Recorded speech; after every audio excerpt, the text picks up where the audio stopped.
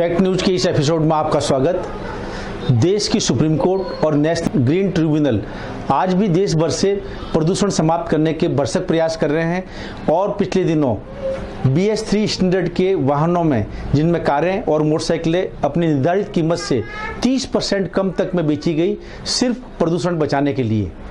हजारों मजदूरों को रोजगार और करोड़ों का टैक्स देने वाली पाली की टेक्सटाइल फैक्ट्रियां पिछले 7.5 माह से बंद है और नेशनल ग्रीन ट्रिब्यूनल में सभी पक्षों ने अपने बयान देने के बाद अब फैसले का इंतजार है। पाली की टेक्सटाइल फैक्ट्रियों के बंद होने की जिम्मेदारी अब यहाँ के उद्योगपति राजनेताओं पर डालने लगे हैं। कहते हैं कि पंचायत से लेकर के संसद तक सभी जगह भारतीय जनता पार्टी का राज है, लेकिन भारतीय जनता पार्टी के राजनेताओं में एकता नहीं है, गुटबाजी है।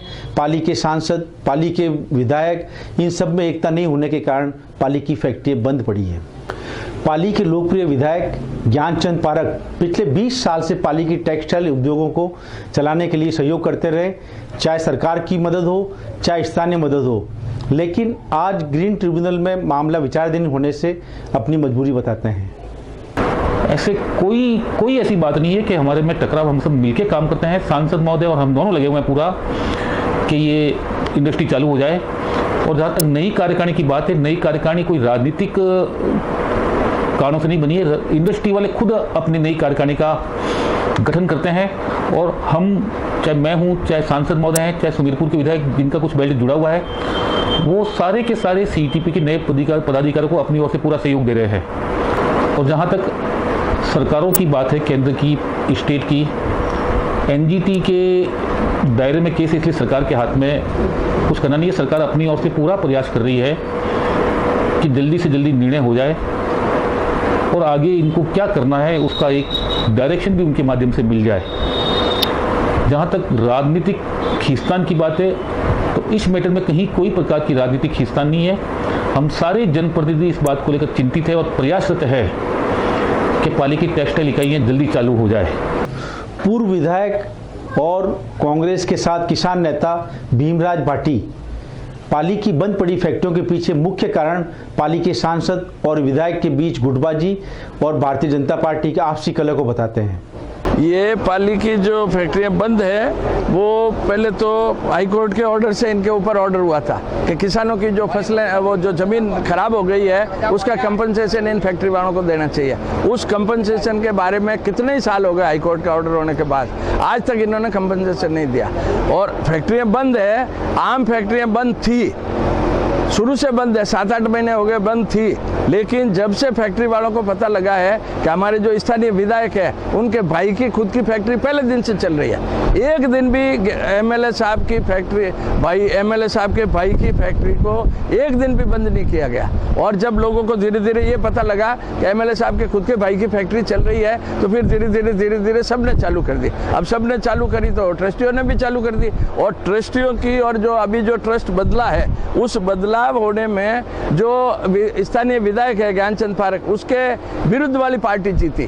तो ज्ञानचंद विधायक खुद और पुराने जो ट्रस्टी है विनय बम वगैरह और ये लोग, यही लोग उन लोगों के खिलाफ शिकायत कर रहे हैं और ये आपस में ही लड़ रहे हैं, आपस में ही उलझ रहे हैं। वो उसकी फैक्ट्री सीज करा रहा है, वो उसकी फैक्ट्री सीज करा रहा है। और किसानों का जो है, ये तो भला हुआ NGT का कि NGT इस पे फैसला रिजर्व करके बैठी है, लेकिन किसानों की जो जमीनें खराब हुई है, उस जमीनों की तरफ आज तक इन फैक्ट्री वालों ने कोई मुआवजा देने की कोई कार्रवाई नहीं करी, प्रशासन ने कोई कार्रवाई नहीं करी। राजस्थान प्रदूषण नियंत्रण मंडल के क्षेत्रीय अधिकारी राजीव पारिक पाली की बंद पड़ी टेक्सटाइल उद्योगों की छवि खराब करने वाले कुछ उद्योगपतियों द्वारा चलाई जा रही फैक्ट्रियों पर सख्त कार्रवाई करने की बात करते हैं। 3 अक्टूबर 2016 को एक आदेश के तहत सभी उद्योग बंद करवा दिए जब तक कि ये अपने उपचार संयंत्रों को व्यवस्थित नहीं कर लेते।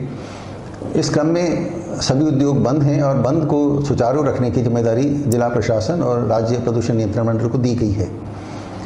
हमारे द्वारा प्रशासन के साथ लगातार मॉनिटरिंग की जाती है और जब कभी भी सूचना मिलती है, पता लगता है या नियमित मॉनिटरिंग के दौरान कोई उद्योग चलता हुआ पाया जाता है, तो उसके ऊपर अविलंब कार्रवाई की जाती है। कार्रवाई के क्रम में उसकी सम्मति निरस्त करना और उसकी बिजली के कनेक्शन कटवाना, इस तरह की जो भी आधिकारिक कार्रवाई होती है वो की जाती है। अभी तक करीब 19 उद्योगों के भी कार्रवाई की जा चुकी है और ये तो एक निरंतर चलने वाला क्रम है। कुछ और पे विचाराधीन है, कुछ और पकड़ी जाएंगी तो उन पे भी कार्रवाई होगी। मेरा आपके इससे ये अपील है कि निर्णय आने वाला है और निर्णय आने तक ऐसे कोई कृत्य नहीं करे कि वो निर्णय को नेगेटिव की तरफ ले जावे। सीईटीपी ट्रस्ट के अध्यक्ष सुरेश गुप्ता कहते हैं कि सभी राजनेताओं, सभी संगठनों और किसान नेताओं को साथ मिलकर के पिछले 7.5 माह से बंद पड़ी पाली की टेक्सटाइल फैक्ट्रियों को शुरू करवाने के लिए अच्छे प्रयास करने चाहिए, जिससे पाली का भविष्य उज्जवल हो। हम पुरानी बातों पर कोई नहीं जाना चाहते हैं। हम चाहते हैं कि भाई ये प्रेजेंट जो समस्या है उसका समाधान कैसे हो सकता है,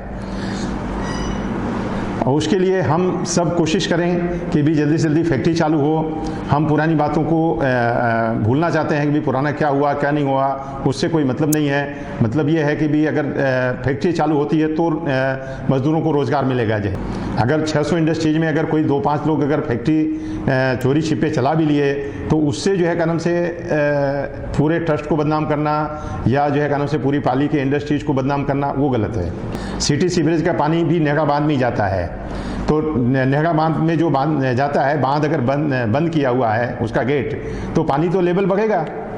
किसान संघर्ष समिति के युवा नेता महावीर सिंह सुकुल्लाई कहते हैं कि पाली की टेक्सटाइल फैक्ट्री चले, पाली का विकास हो, इसमें हम भी भागीदार हैं, लेकिन पाली की टेक्सटाइल फैक्ट्रियों के निकलने वाले प्रदूषित पानी से बांडी नदी और नेहड़ा बांध को बर्बाद नहीं होने देंगे।